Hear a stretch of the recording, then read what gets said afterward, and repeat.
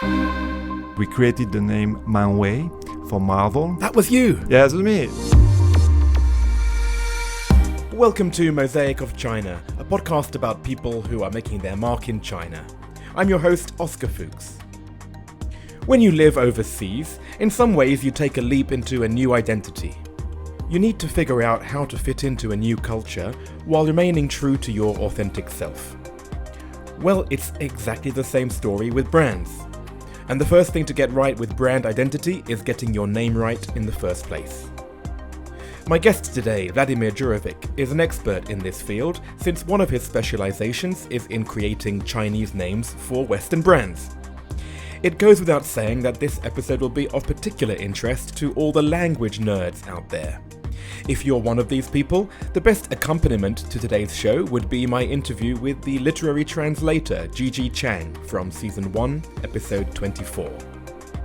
Quickly before we start, in our conversation about the Chinese version of the brand Marvel, we forgot to mention that the man in Manwei means comics, which you might otherwise know from the Japanese reading, because it's the same man as in the Japanese word manga. And also, it was Vladimir's birthday on the 25th, which was last Thursday, so happy birthday, Vladimir. I'm here with Vladimir DJUROVIC. You are the CEO and founder of LABBRAND. That's correct.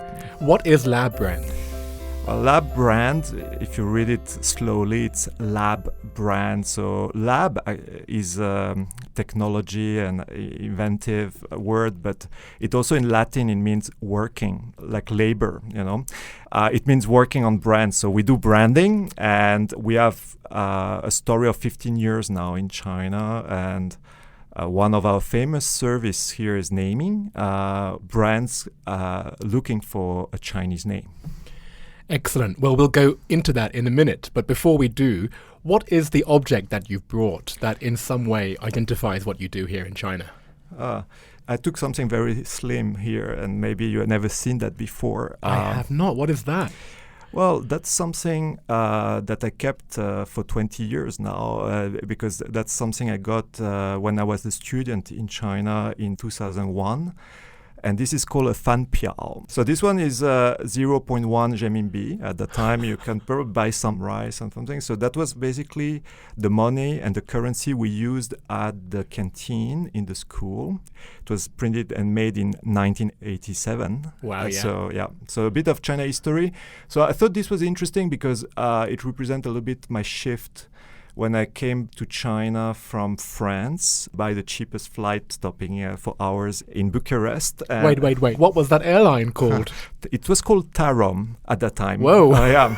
So actually, they even asked me for paying extra fees for my luggage during the stopover. But then, arriving to China in 2001, I quit my job in France. I was just starting a career as a banker. All kind of sophisticated tools for measuring risk in markets. The ones that eventually brought down the whole world, right? Exactly. So I was escaping that. Actually, I was just doing an internship, and they really thought I was crazy to take this plane through Romania to land into a university, totally immersed in a Chinese master degree program. Oh, wow.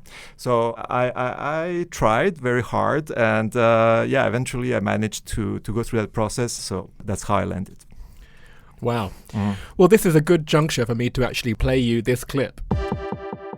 I think you should interview Vladimir DJUROVIC. He's the founder of a great brand consulting company called LABBRAND, and you're going to have a blast meeting him. He's extremely insightful, and I can't wait to hear the answers to the questions you're going to ask. That was, of course, our mutual friend Stefan from Season 1. We met in Shanghai, actually, during a study trip for one summer, and we remained friends since then. Actually, I arrived slightly before him, and he followed me a few years later, I think inspired by all the passion I had for China. This is what I was going to say, like, which one of you came first? Yeah. He was the first on Mosaic, though, so I think... Well, let's fast forward away from the story of your fan piao and talk about today. So tell us about what you're doing, particularly in the area of naming, as you said. Yeah. Well, naming, I didn't know it existed. Many people I talk to, they still are surprised that this exists, but there is a job for naming brands or things or devices or categories of products, taglines. So there is a lot of verbal creativity involved, and there is no way to translate in a unique way an invented name, like a brand name. So you could have multiple ways to adapt it, and there is not a total correspondence with the sounds of French, English, or any other language with the sounds you find in the Chinese language. So there are sounds that are pretty close, some that do not exist, and that actually creates the opportunity to choose to pick up a way to be closer, either in sounds or even to depart from phonetics and try to give it just a semantic meaning that will represent. So because there is a choice to be made, some companies really found it a headache. My first employer in China was Galeries Lafayette, so it's a famous French department store. And they had a question of what is our Chinese name. They had one, they were called Lao Foyer, which is the nickname of s02e13. It's was it? Yeah, and it means actually, if you read it literally, it's like old Buddha and something like yeye, like grandpa. So it's a bit odd for a brand that is thinking about attributes of the capital of fashion, capital de la mode, like something very fashionable and trendy. But this name was very catchy for the Chinese. Everyone that hear it, they can remember it. The issue, it was not trademarkable. This legal issue is pretty common for many, many other brands. Today, when we create a name, you may imagine that it comes like a stroke of genius, that you're thinking and you find one name. Actually, it doesn't come at all like that. When you try to use a name that you create, it has to be registered as a trademark. And the trademark system in China is very, very tricky or demanding, because you need to be not only different from the other trademarks or the other names, but not easily confused with another one. So the usual rule is that out of usually 3 characters that represent a Chinese name, that actually 2 of them are different from any other trademark. So any other? In your class, there's 45 class of products. So in your category that with comparable goods, you need to find actually a quite important space between your name and the other ones. That's the reason why when we create names, we have to expect that a lot of good ideas won't be possible, and that's why we need to really look for a lot of names and explore edges in a way. Right, because when you're starting the process, you don't know which of those characters you're starting with are going to be clashes, or do you start with those list of characters that you can't use? You can't, because there are literally 20 millions of trademarks already registered, so you can't really think about which one is available or not. But with experience, you will know which characters are rare enough to give you good chances that you won't step on another brand too close, so to keep your distances. And I mentioned the 45 classes. Each product that you have, the class 3 is the class of cosmetics, for example, or class 25 for fashion. Those are very, very full of brands. So those are like, finding the name is like finding those little needles in a haystack. Like we create thousands of names just to be extracting a few. And that's part of the process.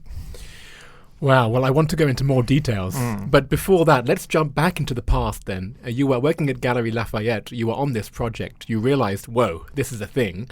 So how did you go from there to having your own company? Yeah, I think when I was working was like 2002, 2004. Oh, right. So this was their branding for when they were just in France. Exactly, as a destination. So when we did that project, we landed to a name that was very phonetic. So we ended up with Lafayette. The CEO at the time said, well, if someone says the name in Chinese in a taxi, the taxi driver has to bring the customer to our door. So Lafayette it is. And Lafayette means like lies. Pang Lai the Lai. It's a dream island kind of. That one. That one with the Lai with some herb on the top. As yes. the key of the.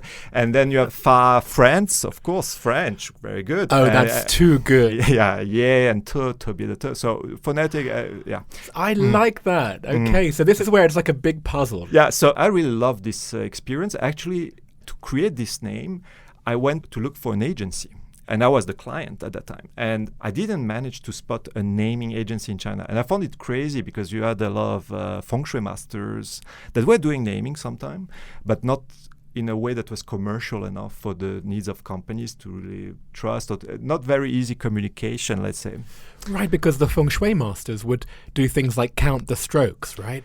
Yeah, I don't really understand what they do, but they probably have some good principle. Yeah, so Feng Shui Master was not an option Galeries Lafayette will consider, and we found a design agency that tried to do it. But then they were presenting the work more like a creative, purely, without necessarily the interpretation that links with the strategy of the brand in a very thorough way. And we discovered that actually if you present names in Chinese to owner of a brand, when they see Chinese names, if you don't really immerse them in the space, it will be almost impossible for them to jump into one option. So I discovered that actually there was a bridge to make, and this leap into a new identity that never overlaps exactly with the alphabetic name is something that needs a lot of facilitation. And it's such a unique skill because you are taking into account the brand values, you're taking into account the graphic, and of course the meaning, the sound, everything. There's such a lot of things that go into that. How long was it between you doing this project at Galeries Lafayette until then you did your own company? Was it like, oh wow, this is it, and then you just quit and started, or? This project brought light to something, wow, I mean, this is exactly what I want to do. Because it's cultural, it's linked with business, you need to interpret businesses. And then I start really to read about branding and to try to understand what's a brand exactly, what's the dimension, still seeing it a bit from a scientific mind. So it took me a year to really switch from that project to selling my first name for a client. I borrowed a bit of money from a friend, actually €4,000, not a lot, just a small help. And basically I started in 2005 LABBRAND. Tell me then, if you can think of an example of one of the famous brands that you would have worked with that we all would know. Walk us through the process. Yeah, the story behind Marvel, because we created the name Manwei for Marvel. That was you? Yeah, it was me. And I still remember a few other alternatives. I mean, I remember something like Manxia, which Xia is more like a fighter, like the hero in that sense. Whereas like Manwei is even closer phonetically to Marvel. And Wei is actually a little bit more abstract because Wei is like power. Of course, you have the power of the hero, but it could be also the power of the manga, of the comics. So comics and power. And it's one brand that has a tremendous success. So we're lucky to have created that one. And then another one that I really love is LinkedIn, Ling Ying in Chinese, which is the leading hero. Yeah, and we had a pretty strong candidate that was closer to LinkedIn. I will tell you in Chinese, it's Lian Ying. Lian means connection. Lian connection, and Ying is Yingai. The Ying means like must connect, should connect. Like so, it's really like LinkedIn in linked, and you have to be linked. Interesting. So it was that or leading hero. Or leading hero, and you can easily get that leading hero is much more aspirational, and there is a dimension of an elite, and it's not equalitarian like LinkedIn. If you hear the English name or alphabetic name, looks much more, like a community, and it's just about being connected. But in China, we did the research in Greater China, and we find out that this one was the one that really had a lot of resonance with the target. So we went for this recommendation. I think it's also interesting because I learned still interpretations of the name, a lot of positive echo, and it's still like there's a lot of fans about it. So, and so, is there a word for this science? Could be called semiotics, the science of the production of meaning. And recently I was reading a book from Barthes, the famous French semiotician. He's interpreting the different style of writing of French famous writers, one of them being Proust, for example. Actually, Proust wanted to become a writer, but he was really stuck for many years before he was able to write his book. And what unlocked his ability to write was to choose invented names for the places in the book. Until he set up the names, he was stuck in his creative process. It resonated with me when I read that, because I felt like when we choose names for companies or in China, it's actually also unlocking this capability to perform. So, yeah. I knew that if I invited a French person into this podcast studio, at one point we'd have to talk about philosophy. Yeah, it looks like you need a lot of knowledge and science. Actually, the codes, we as humans, we are processing a lot of codes to make sense of the world all the time. Right. So it's really our embedded software for making sense of the world. What is interesting when you use semiotics, you become more conscious about it, and you can help company to use them for the purpose of bringing a specific meaning. It's very hard to carve out a meaning in the world right now, and that's what brands are about. So that's a challenge, for example, for companies to think about that. So it's broader than the name, of course, but it can go into design, into messaging, into many ways. This was the thing that, first drew you to this whole business. How much of your current business is still related to this naming side? Yeah, roughly, if you talk about numbers, is a smaller part now. I mean, it's still something we are known for, but I would say it's likely like 20%. A lot of the work is about brand positioning, consumer insights, digital experience, cultural transformation, a variety of things. And yeah, we're still very proud of doing naming. It's actually still, for me, it's still an area that I feel so passionate about. So it's my favorite part, but our team is doing a variety of things now. I, of course, love the naming part too. Okay, great. So, but is there something that you're particularly proud of that you're doing in the new realm? Facilitating the communication within teams, because what I've observed is a lot of drop of value between what we get in the insight report and when the creative start to work. It's almost like everyone has a different interpretation. Getting them to understand the chain, having a common language, and getting the people in a room to exchange this information and work on it together.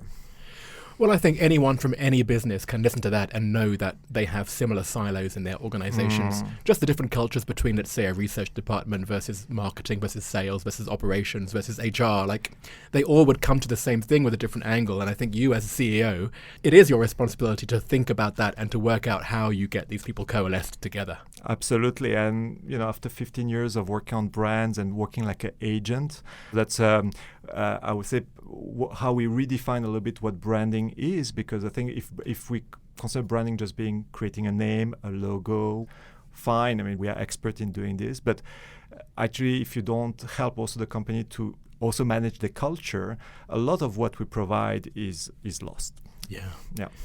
That's an interesting segue. You come in with the name, then you can do work on the branding, and then you can do work on a culture transformation. Exactly. I see. So we're coming to the end of part one. I'm just, normally at this point I've talked to somebody for this length of time and I can kind of get a good sense of who you are. For you, the way that I describe you is that you're this scientist with a little wink. You're a scientist with a smile. Have I got that right? How would you describe your personality? I think very optimistic, and I found joy in the curiosity of things. So I feel like China was a very nice playground in that. I started without too much experience. So in a way, I was lucky not to know what's to be perfect and to be constantly in a field when, I was progressing, but I didn't know how far was the the goal that I should reach. So not knowing that was actually quite helpful. Actually, I have one favorite T-shirt I could have bring. It's called Imperfect. So and it can be read like I am perfect if you read. So I think that's a very interesting combination. So because I think as long as you don't necessarily picture and obsessed by not failing or not looking down when you have vertigo, you are still in a good place. So that's why actually I'm so maybe with a smile, because I feel very happy and privileged being there. Nice. Well, we'll move on to part two. Let's go. Okay, on to part two. I asked the same 10 questions to everyone on the show, and so we will start with question 1. What is your favorite China-related fact? I was reopening Sun Tzu, Art of War, It's a teaching material for kings and lords. And it's 2,500 years ago. And when I was reading it, I was still getting a lot of ideas that are so contemporary. And one of the principles was the Tao, for example, the ethics, the road, the purpose. I was quite happy to see that Sun Tzu precept of like the best way to win a war and to build your team is to work on your Tao, which is, I think, part of what a brand do. So I was like, not too bad. So this fact of how long ago that was and how much it applies to today's world, and it relates in a way to what I do. So I felt like this fact is still something that is very memorable for me. Nice. And I like it how you can distill 3,000 years of Taoism into branding. Of course. There's actually an interesting connection with season 1 because Maple Zwar, who was episode 2 of last season, she also was talking about Tao in this question. So that's a nice connection. Do you have a favorite word or phrase in Chinese? The one I like is a story I heard from my teacher when I was in my second year of Chinese learning. It's a story about the character shi, to be. Okay. Yeah. So to be, very simple, but how do you create an ideogram about that? And the interesting story is that if you look at it, you have a zhen on the bottom that is a person, and somehow he seems to be walking into something that is an obstacle. And then there is a horizontal bar, and above that you have the sun. So the story could be like you are when you meet a problem and when you faced a difficulty and when you start to see the light. And I like the story, this shi character. Right, it's almost like Descartes, right? I think, therefore I am. Exactly. I run into obstacles under the sun, therefore I am. I think resonance with Descartes was probably part of why I was so impressed by that story. Yeah. There you go. I actually met you on your level. I can't believe it. I don't care about people who actually know the real answer. I am sticking with yours. Thank you. What is your favorite destination within China? It's actually the Inner Mongolia. I have the occasion to go there for a run about every year in a marathon in the grassland. Oh, I know it. Yeah. And in a small place called Siwuqi. You can easily get out of it, run out of it, and get into running in those green hills. It's beautiful. There's occasions to see double, triple rainbows and to reconnect with the elements. So definitely one of the places I like in China. Yeah, I really want to go there, but things are such long distances that you have to really plan a whole week to really see most of what you want to see, right? Yeah, I go there obviously with a goal to run a race and come back and spend some time there. So not dwelling a week and traveling around, but I like the focus. I like the simplicity of it. I like to walk on the street. There's still like some old cars because it's closer to Russia, some Volga brands. So there's a bit of exotism, but I like to run out of the city in the hills. Nice. Yeah. I love the way French people say focus. I love that. If you left China, what would you miss the most and what would you miss the least? The spices of China, literally and in a metaphorical way. I think there is so much flavors, so much things to experiment. So, of course, the scale also of things, which make you can see things that you can't imagine in other places. And I would say the same thing that I won't miss. I won't miss is the scale. If one day I leave China, will be because I want to go into a smaller place to live in a more simple way. Yeah. Okay, next question. Is there anything that still surprises you about life in China?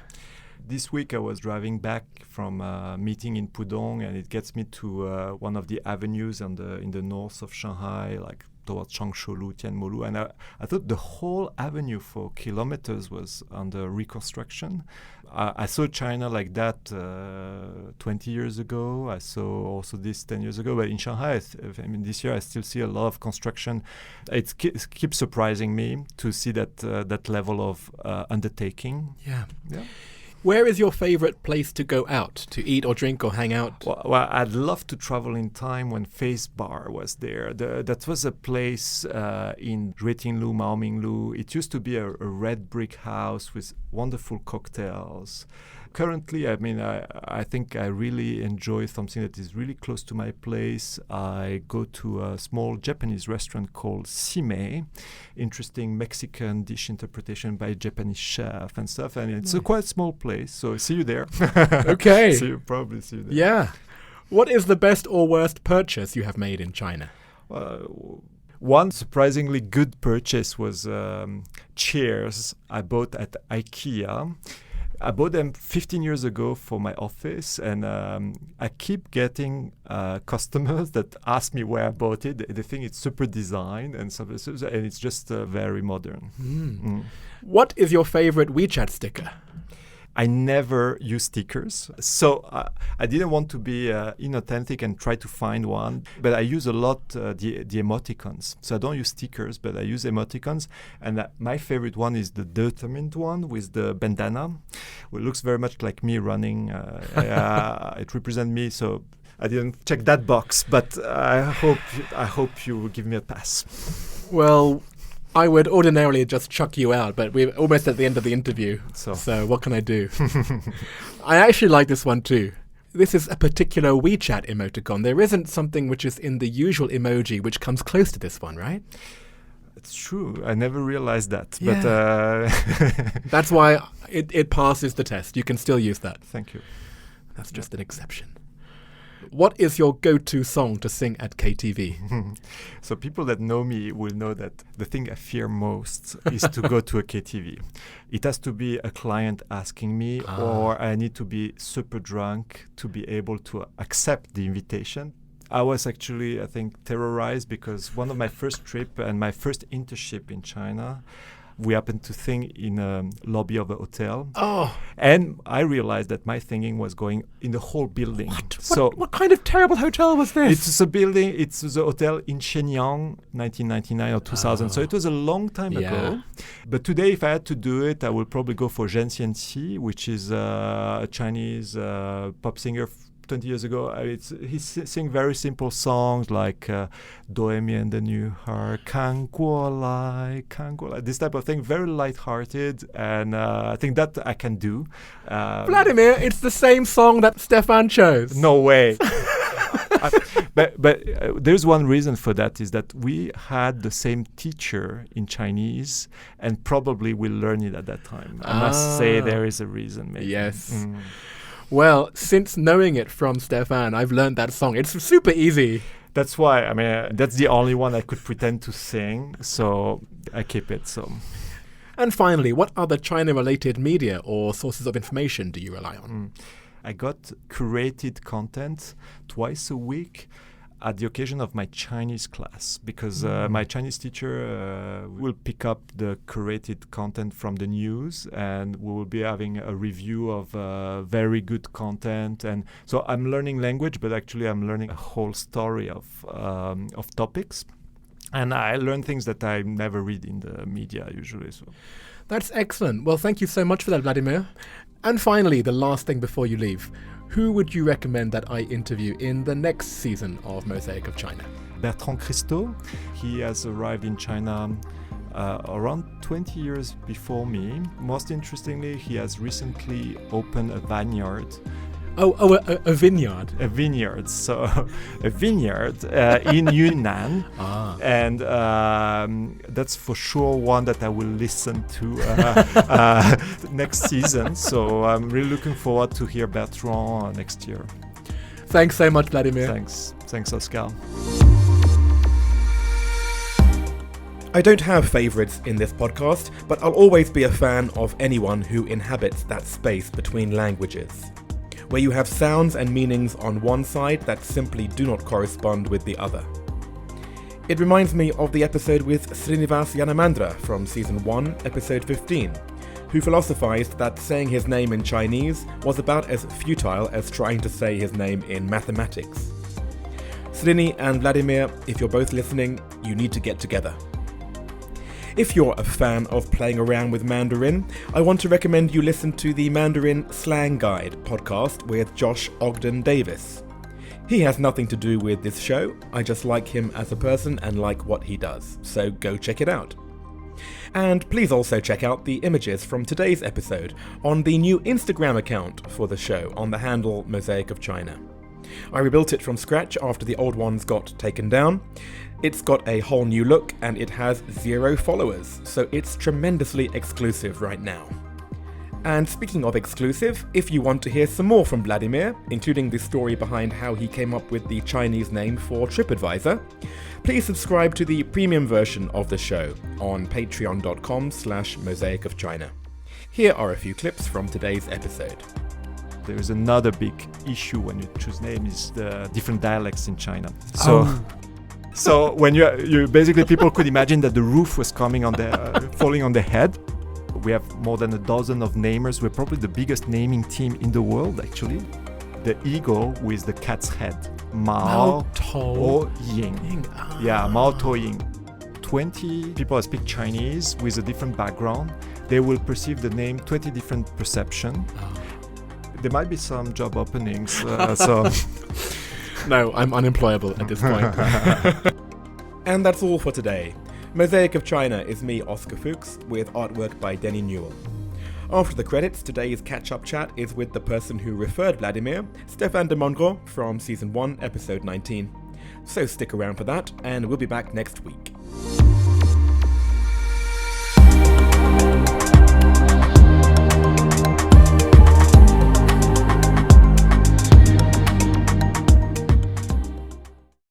Thank you for coming, Stéphane. Good afternoon. Great to see you again, Oscar. Yes, we recorded our interview in late 2019, and then we released it just before the Chinese New Year. We were talking about, 2020 will be a better year for hotels because it had been a little bit flat in 2019. Sure. And that was literally the week before COVID struck. Correct. It's been a very, very intense year. So we are in the event industry, right? So our job is to get people together. The most ironic thing is that the Q1 we prepared for 2020 was the best Q1 ever in the history of the company. I've been here for 20 years. The company is 13 years old. And then obviously, January 23rd, they had to shut down Wuhan and Hubei.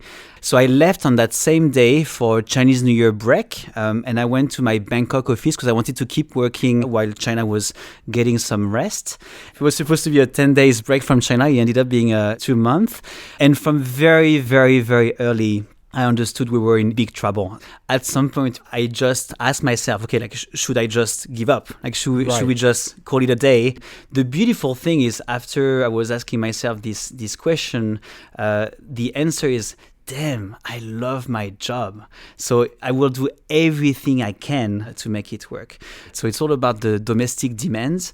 And it's very interesting because a lot of the wealthier Chinese people that were used to spend some of their money outside of China traveling, buying luxury goods, now have no options but to spend that same money within the country.